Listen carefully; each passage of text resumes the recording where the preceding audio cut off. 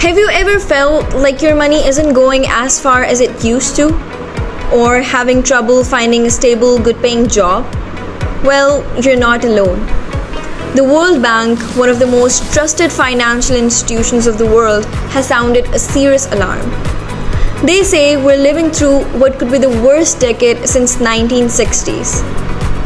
So in today's video, we're going to discuss what's actually causing this economic slowdown, how it's affecting everyday people like you and me, and what could be the possible solutions to help things turn around. So without further ado, let's get right into today's video.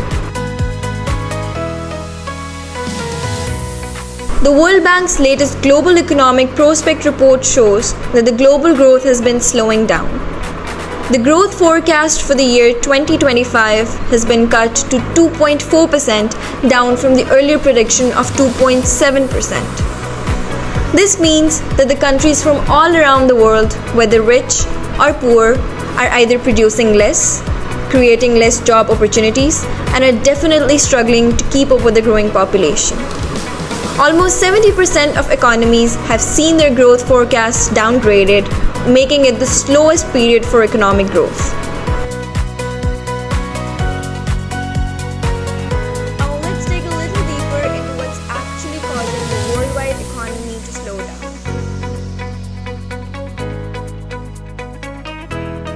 Well, countries are supposed to trade goods and services freely in order to grow together.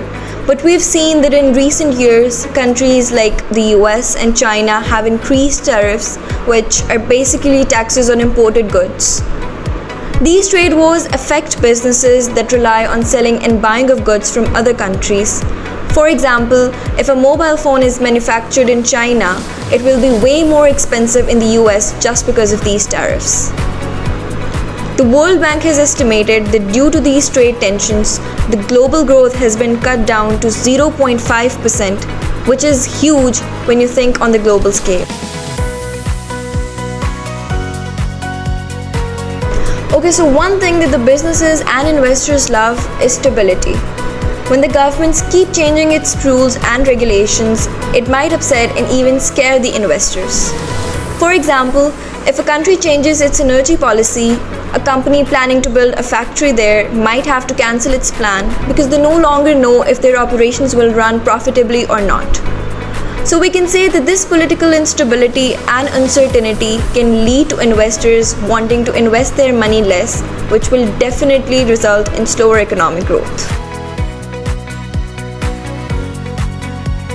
In the 2000s, poor and developing countries were growing fast. Some at rates even above 6%. But now the number has gone below 4%. The question is why? Well, basically, these countries are facing higher debt, poor infrastructure, poor investments, and whatnot. Investors are pulling their money back, which means that the countries do not have sufficient financial resources to work on its roads, infrastructure, buildings, etc., which further leads to unemployment and other social issues. What does inflation basically mean? When the general prices of goods and services increase, this leads to inflation. Right now, the global inflation is still at 2.9%, but in many countries it's even higher.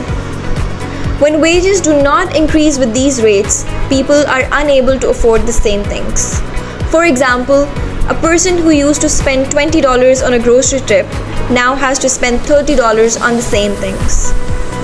This leads to fewer savings and definitely lower your living standards. Last but not the least, climate-related problems like floods, droughts, hurricanes, etc. are becoming more common. And these disasters destroy our homes, kill crops, and disrupts the normal functioning of businesses. On top of that, the effects of COVID-19 are still with us. Many countries borrowed huge amounts of money to combat the pandemic. Health systems are still under a lot of pressure. People have become unemployed. So we can say that this is one of the big reasons of this economic slowdown as well.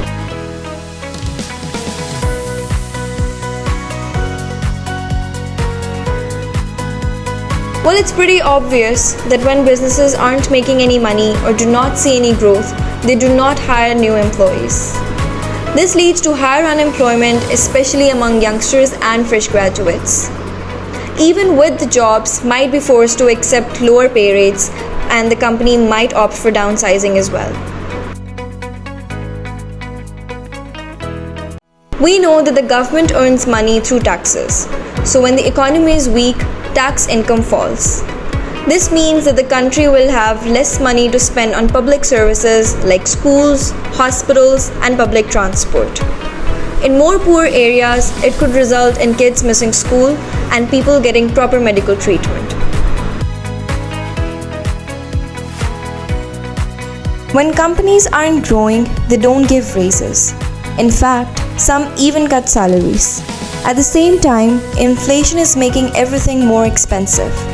This means people are working more but earning less in real value.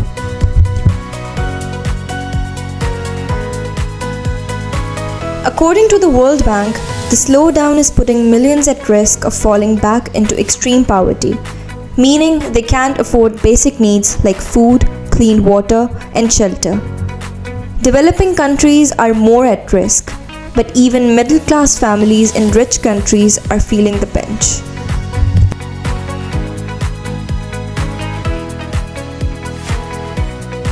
Many poor countries took out loans to build their economies. Now they're struggling to pay them back. Some are spending more on loan payments than on healthcare or education, which is dangerous and quite unsustainable. If they fail to pay them back, it can lead to even worse economic disasters. Here are some key numbers from the World Bank's report. Global growth in 2025 is forecasted to be just 2.4%. Growth in developing countries will be around 3.8%, down from 6% in the 2000s. Low-income countries are expected to grow at 5.3%, but they need at least 6 to 7% to reduce poverty effectively. The US economy will likely grow at just 1.4%. And lastly, the world trade will grow under 3%, much slower than the 5% average seen in past decades.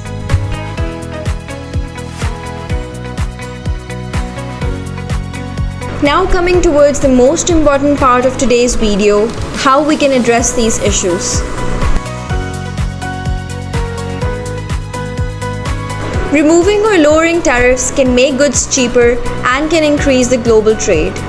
According to the latest report, even if we reduce the tariffs just by half, the global income can increase up to 2%. Secondly, the governments need to be consistent and totally transparent. If the businesses know what to expect, they will definitely invest more, creating new job opportunities for people and definitely boosting up the economy. Rich countries and financial institutions should work together to help poor countries manage and reduce their debt. They can help by lowering the interest rates, giving them more time for repayment of their loan, and even partial debt forgiveness. Rich nations should boost support for developing countries, especially in areas like education, healthcare, infrastructure, and even green energy. This would create more job opportunities and boost the economy as well. Lastly, we've already discussed how climate issues are one major reason for economic slowdown. So in order to prevent these future disasters, countries should definitely invest more in climate-friendly technology and infrastructure. This includes wind and solar energy, as well as drought-resistant farming, etc. So if we don't take any action now, millions of people are going to suffer from lower living standards, health issues, and job security.